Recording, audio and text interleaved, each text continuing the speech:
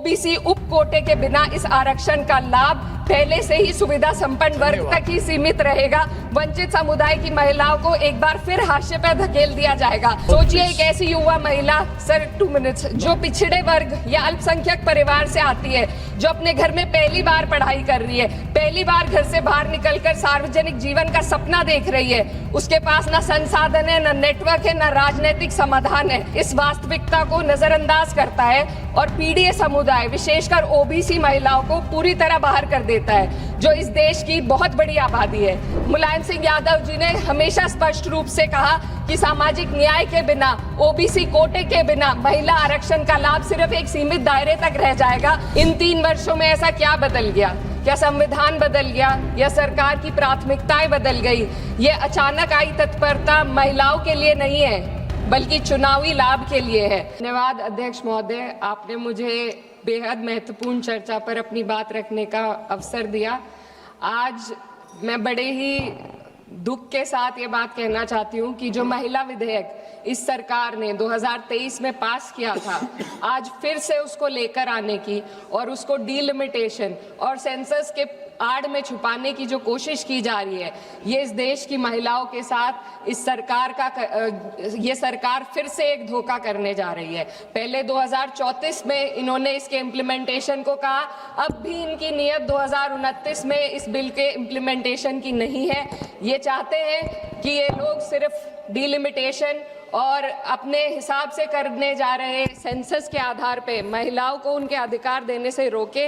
आज चिंता महिला आरक्षण की नहीं है।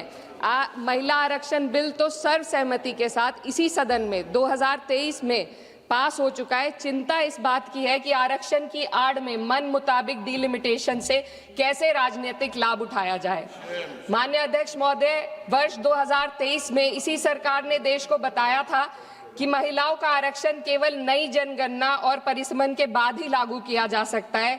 इसे न्याय और सटीकता के लिए आवश्यक बताया गया, लेकिन अब मात्र 3 वर्षों के भीतर वही सरकार कह रही है कि नई जनगणना की कोई आवश्यकता नहीं है। इन 3 वर्षों में ऐसा क्या बदल गया? क्या संविधान बदल गया या सरकार की प्राथमिकताएं बदल गई?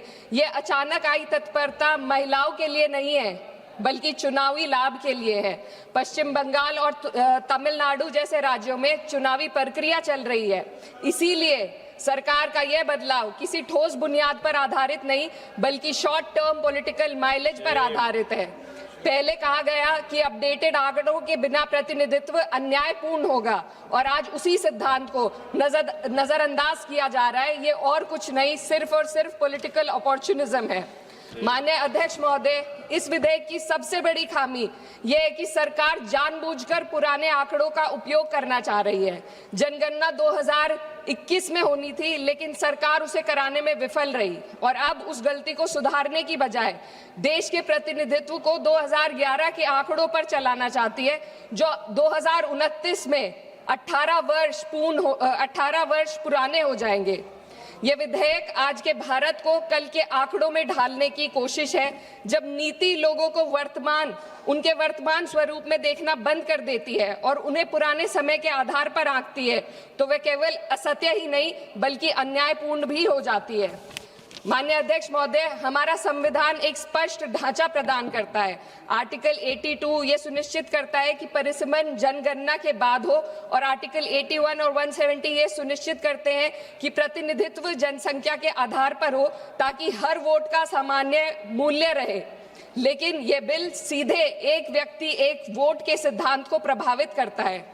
माननीय अध्यक्ष महोदय, स्थिति और चिंताजनक हो जाती है जब हम परिसीमन आयोग को दी जा रही शक्तियों का आकलन करते हैं। यह आयोग सीटों के आवंटन और निर्वाचन क्षेत्रों की सीमाएं दोनों का निर्णय करेगा, और सबसे महत्वपूर्ण बात यह है कि इस निर्णय को किसी भी न्यायालय में हम चुनौती नहीं दी जा सकती। इससे ऐसी स्थिति उत्पन्न होती है जहां सत्ता पक्ष पूरे देश के पॉलिटिकल मैप को अपने लाभ के लिए बदल सकती है, वे भी बिना किसी न्यायिक निगरानी के। इस शक्ति के दायरे को समझने की जरूरत है। आज सीमाएं तय करेंगी कि कौन किसका प्रतिनिधित्व करेगा, किस समुदाय की आवाज सुनी जाएगी और किसकी नहीं। महोदय, डेमोक्रेसी में पावर के साथ साथ चेक और बैलेंसेस होना बेहद जरूरी है।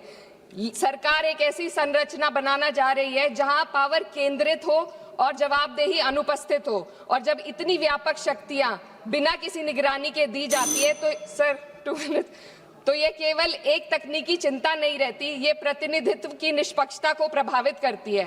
माननीय अध्यक्ष महोदय, ये विधेयक लोकसभा की सदस्य संख्या को 50% बढ़ाने की बात करता है, लेकिन इतनी बड़ी वृद्धि संसदीय कार्य प्रणाली में किसी सुधार के इस सदन की प्रभावशालीता को कम कर सकती है।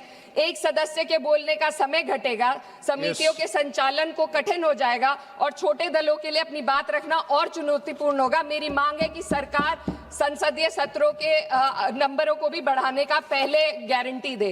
अध्यक्ष महोदय, मैं बहुत जरूरी बात रखना चाहती हूँ, 2 मिनट दीजिए। महिलाएं कोई होमोजेनियस ग्रुप नहीं है, ये एक समान एक रूप समूह नहीं है। उनकी वास्तविकताएं जात, वर्ग और सामाजिक पृष्ठभूमि से निर्धारित होती हैं। फिर भी यह विधेयक इस वास्तविकता को नजरअंदाज करता है और पीडीए समुदाय, विशेषकर ओबीसी महिलाओं को पूरी तरह बाहर कर देता है, जो इस देश की बहुत बड़ी आबादी है।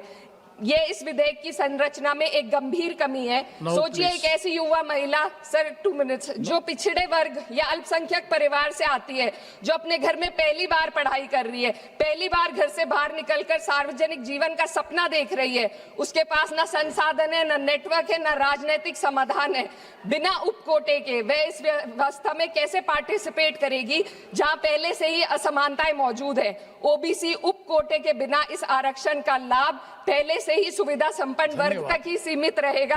वंचित समुदाय की महिलाओं को एक बार फिर हाशिए पर धकेल दिया जाएगा। अध्यक्ष महोदय, नेताजी स्वर्गीय मुलायम सिंह यादव जी ने हमेशा स्पष्ट रूप से कहा कि सामाजिक न्याय के बिना, ओबीसी कोटे के बिना महिला आरक्षण का लाभ सिर्फ एक सीमित दायरे तक रह जाएगा। मेरी इसी के साथ साथ कुछ मांगे हैं जो मैं इस सदन में रखना चाहती हूँ।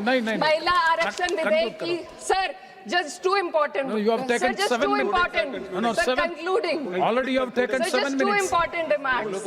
No, not you sir, conclude just करो. too important demands. You conclude करो ना. Delimitation और जनगणना के आंकड़ों को महिला आरक्षण विधेयक के साथ कोई संबंध नहीं है। यदि सरकार महिलाओं के आरक्षण को जनसंख्या के आंकड़ों से जोड़ने पर तुली है, तो आधी आबादी जिसे कहते हैं, महिलाओं को उनकी जनसंख्या हिस्सेदारी के साथ 48 से 39% आरक्षण देने का काम करे। महिला विधेयक को डिलिमिटेशन और सेंसस से डीलिंक करके 29 में लागू किया जाए। ओबीसी महिलाओं को आरक्षण दिया जाए। देश की रिलीजियस माइनॉरिटीज की महिलाओं को भी एक कोटा इसमें दिया जाना चाहिए और गरीब वर्ग की महिलाओं के लिए राज्य द्वारा चुनावी खर्च का प्रबंध किया जाए। Thank you.